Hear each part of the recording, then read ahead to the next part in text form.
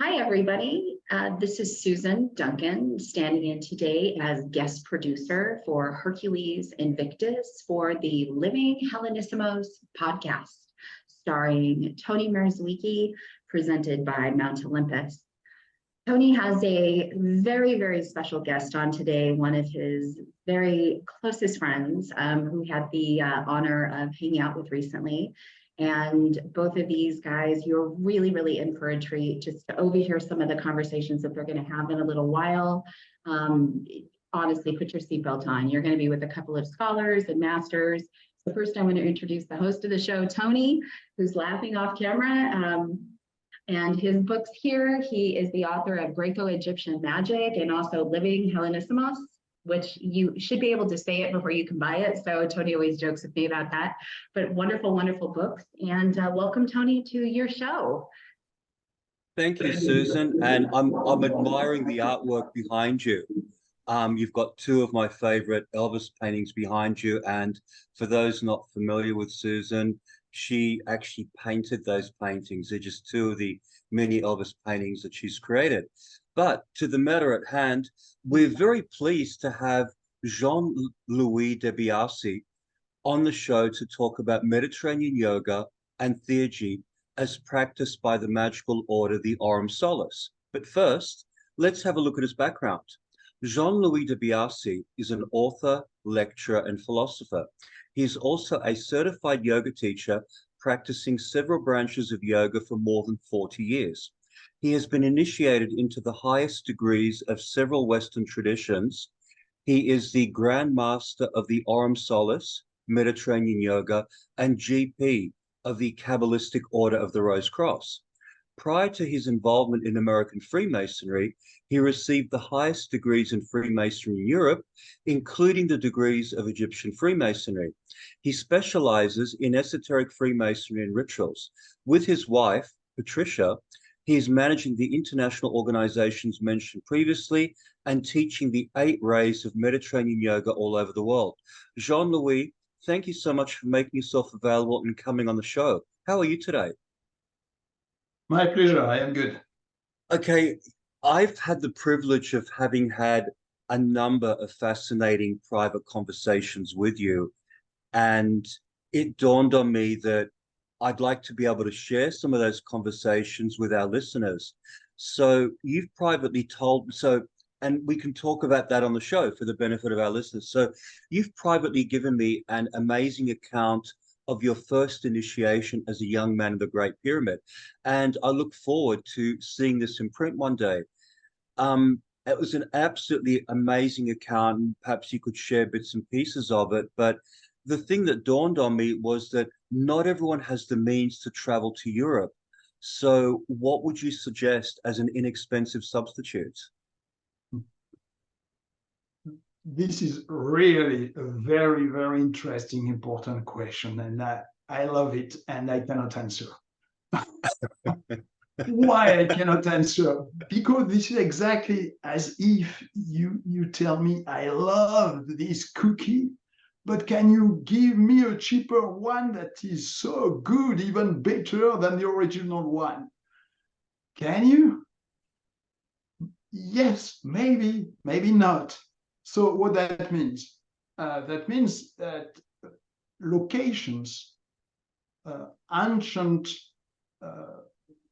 countries, ancient lands, they have a power. And you cannot replace this power. So you can channel a kind of energy that is very close to it. You can visualize, you can create a kind of restitution, reproduction of this space, but it will always be different. I give you an example for the Great Pyramid. At one point, like 20 or 30 years ago, it was a trend to have a kind of small pyramid, and you can go inside and meditate, and the shape of the pyramid itself creates a specific state of consciousness. So I experienced that, and I experienced the real one. And even if this is very close, even if you can channel a similar energy, you cannot replace this magnificent building and the power that is coming from the land and the location on the earth. So the orientation of the Great Pyramid, the location in Egypt, and so on. I had the same experience in Syria. I traveled in Syria before the war, and I visited the tomb of Iamblichus, and I was doing offerings and ritual in the tomb. Yes, we can visualize, but when you are really on the place that is a sacred place, you feel something stronger. You have a connection that is real. So my advice, when we cannot do that, for example, I am using the example of the tomb of Iamblichus because ISIL bombed the tomb, destroyed the tomb. So the tomb doesn't exist anymore. So now what can you do beside visualizing that, beside creating in your inner world mental astral representation of that, and you will channel a kind of similar energy. Yes, but when we were doing pilgrimage in the past, students, initiates were going in Greece, in Egypt, and so on. It was because these lands are sacred and I've received a lot of power through the rituals and through hundreds of years. So if we can save money and from time to time travel in a very sacred place. But even in America, we have sacred places, not linked to the Mediterranean tradition, but we have lands that are powerful and we can use them too.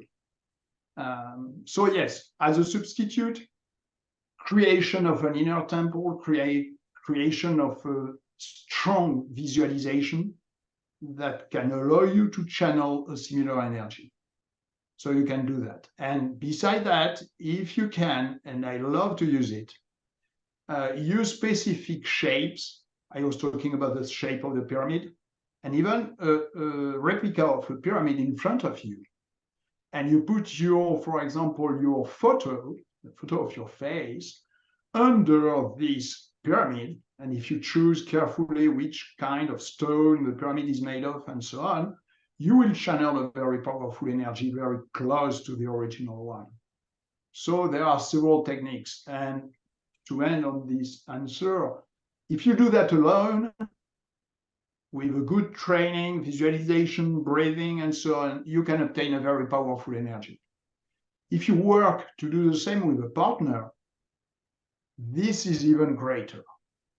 And if you do that in an initiatory order or with very close friends who are working on the same thing in the same spirit, you increase even the power. So there are techniques like that you can do alone, but with good friends and good initiates, you do better. Okay, I was actually going to ask you about that later on, because the impression that I got was the most powerful results would come from working within an initiatic order, like the Aurum Solis, perhaps, or the AA or the Golden Dawn. But so it is possible to do it on your own, or perhaps with a partner, or with a small group of like-minded friends. But it's more difficult. You've got to focus, chant, visualize, do breathing. Yeah, and rituals are interesting because they improve this power. But in the same time, a ritual cannot do everything. What is doing everything is a really good connection between the people or the friends who are working or the initiates. So even if you have an initiatory order with good rituals, if people are not on the same state of mind, if they are struggling or the ego is too present, even with a good ritual, you do not have a very strong effect. And sometimes you have an unbalanced result. So this is good to use a very authentic and powerful egregore, but in the same time, it works if you are really in working with people with good spirit and goodwill. This is essential.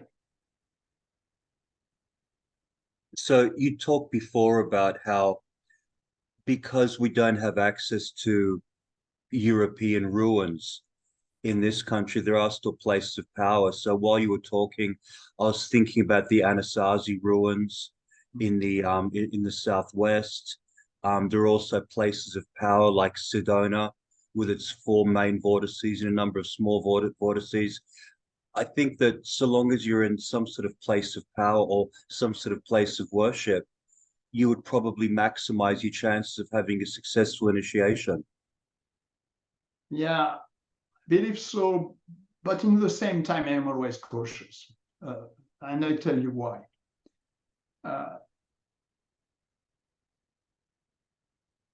Place of powers, lands, can be interesting for because they can manifest vortex and so on. But in the same time, they are taking the energy and the power of the people who travel there. So let's use the example of Sedona. The first time when I went there, it was in the 90s. Almost nobody was there, almost no stores. It was really powerful, very authentic. Then I came back like 5 years ago, and it was really different because so many people went there. So many people, even with good intentions, this is not the reason, but they went, everyone is coming with their own issues, with their own problems. And even if you have a powerful place, at one point, the kind of energy can change a little bit. And you do not receive what you received 20 or 30 years ago. So they continue. And I saw that in Europe, in some pilgrimage that were used in prehistoric time and then reused by Christians and still used today. And when you go today, yes, you can find this very original power if you know how to do it, but you have layers and layers and layers of people who came there, and you have to go through all these layers to find this original power. And this is almost the same on some places here in the country, like Sedona or other places. Sometimes you can have a very powerful place that you have to learn how to find it. I was reading again books from famous writer with Carlos Castaneda, you know. Mm-hmm. And in one of the volumes, he received this lesson, how to find the place of power for you, which one. And if you do a mistake, you have bad dreams, you have very strong emotions and so on. But maybe you move one foot and you have a very good power for you.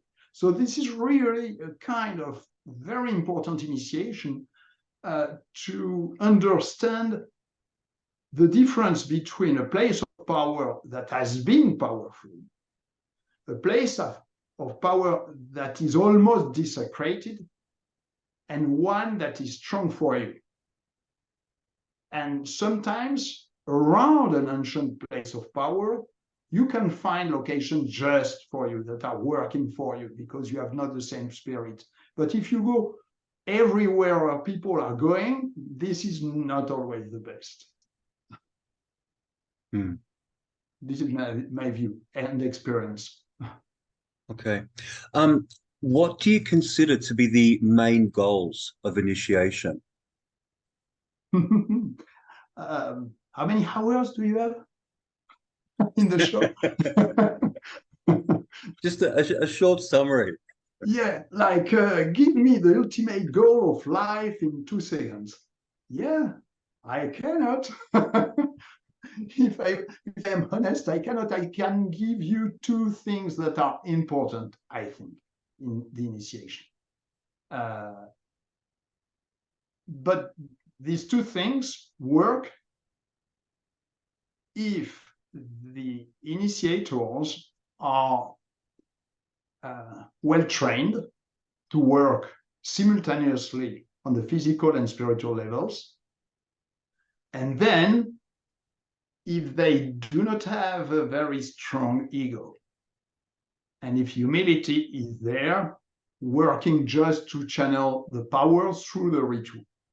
So if these conditions are almost good, the point is to create a specific state of consciousness on the candidate, clean his aura or subtle bodies, connect the initiate to specific lineage, and give him or her a push to go further, praying that he will continue or she will continue to work. So this is the kind of thing you can achieve through an initiation. But if one of the conditions are not there, you cannot be sure about the effect. It can be unbalanced, it can be, even if you do everything, you have to manage with the karma of the candidate. So better to have everything ready before to start. Yes. Okay. One thing you've told me in the past is that initiation also functions as a preparation for death. And you've also said that suicide is a fundamental mistake. I was wondering if suicide was ever permissible, such as in the case of prolonged suffering resulting from a terminal disease. I read this question before. I thought about it, and I was joking before, saying I cannot answer your question and so on, but I was kidding almost, and eventually answer it.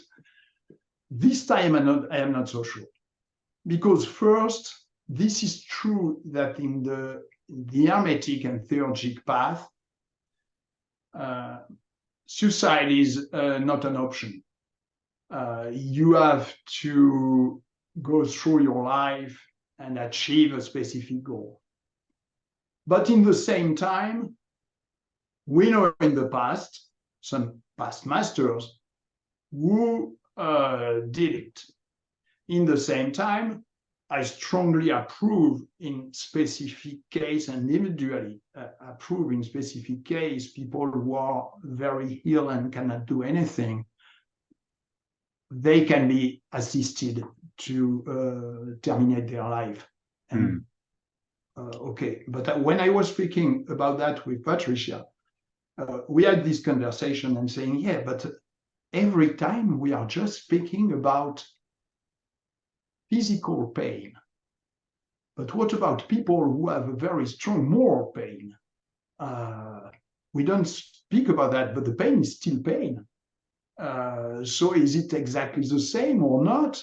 I am not sure it is allowed in this case. It is allowed if you have a physical pain, but what about the other one? So I think that we are starting to answer the questions, and in the Western path and the Hermetic path, what we believe in is pleasure, not pain. We do not find an expression of liberation in pain. We find it in pleasure. So pain should be avoided. This is a very good indication of something, but should be avoided. When you cannot, yes, if you believe in reincarnation, okay, time for a reset, something like that, you can do it. But we should also speak and think about moral pain, yes. Personally, today we believe that our life is very connected with our brain. If the brain is dead, There is nothing to do. But we must be totally sure that there is no coming back, that the brain is really dead. If we can be sure about that, okay, in this case, we come back. So, yes. And we should really let people choose freely what they want to do with their body and their life, really. But really, before they are at this stage that they cannot even think clearly. Yeah. They should speak before or record something very precise in this level. So there is a large and general rule in the tradition, and there is this other rule saying that pain is not a good way to find liberation. So we believe in reincarnation. This is mostly a kind of reincarnation. So we can play again. So what exactly do you mean by kind of reincarnation? How does the Aurum Solis teaching differ from that in, say, Buddhism? What you read in the works of Plato and some theologists and Corpus Hermeticum, not everyone has a soul. So we believe in reincarnation for everyone who has a soul. After that, if you can see the difference between people who has one or not, or a nose or something, I don't want to go in too much specifics. But let's say that for some people, reincarnation is possible. For others, they have to experience a different kind of thing before. This is why, and it was your first question, this is why working to prepare your death, that you do not provoke, but your natural death, is essential. In the theurgic path, there is just one major initiation you should work on. This is this one. Everything else is interesting. That's it. Okay, just wanted you to clarify something. So you said that some living beings don't have souls and they can't reincarnate. So when they die, is that it? Is there any sort of afterlife for them? So we cannot go really deep now in this kind of conversation, but what I can say to be more clear, if you follow an initiatory path, if you follow this kind of theurgic path, that means you already worked in a past life. You are not on this path by chance, or this is not possible. This is too advanced. So in this case, you have good chance to choose what you will do after and how you will come back. Okay. For other people, let's say that they cannot choose anything.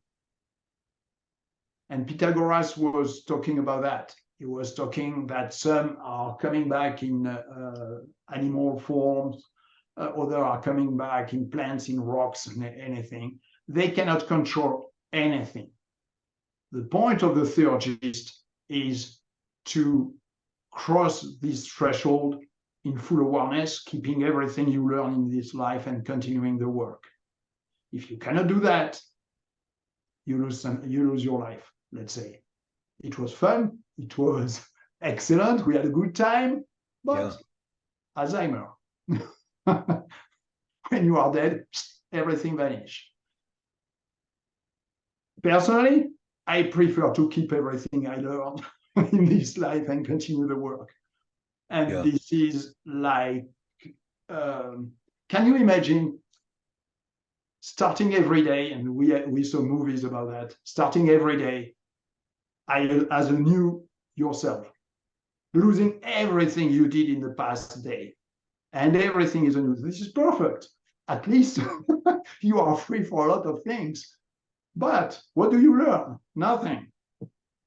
suppose you do that with your lives. Better to remember. If not, you never progress. Never. You've told me that an authentic theurgic path should combine several components, but before beginning, the first requirement was to live according to the highest moral standards. And you summarize that in the short sentence, do not harm. I was wondering if there were any exceptions to this, like such as fighting off an assailant who means to hurt you, or being conscripted to fight for your country. What was the first you said? Oh, the first one was, say you're being mugged and someone's attacking you, they want to hurt you. So to defend yourself, you would have to hurt your assailant. Or if you get conscripted to fight for your country, you might be in a situation where you're having to fire at the enemy and hurt them. Yeah. Yeah, this is why ancient philosophers like Marcus Aurelius or other, or Alexander the Great, they were fighters. They were really strong men. And yes, do no harm, yes. But if someone attacks you, first it is my survival.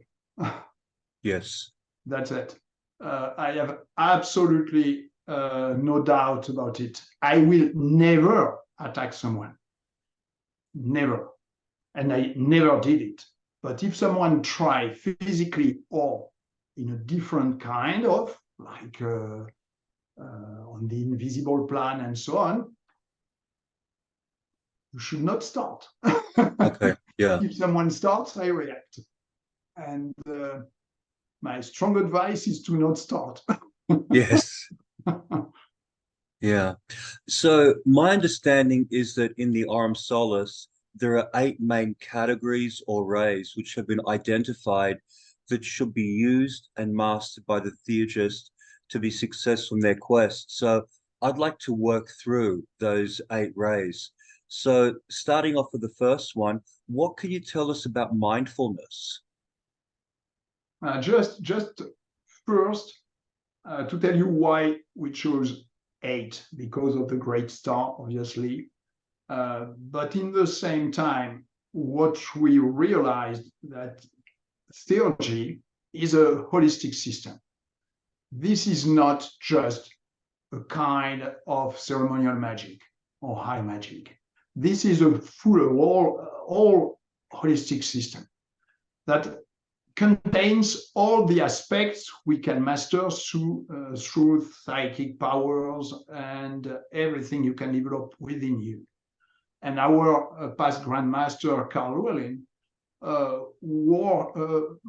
he wrote a lot about the development of psychic powers, and it was really his main goal to work on that.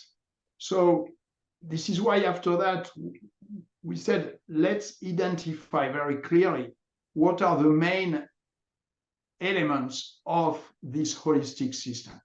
So you can see each one with 2 kind of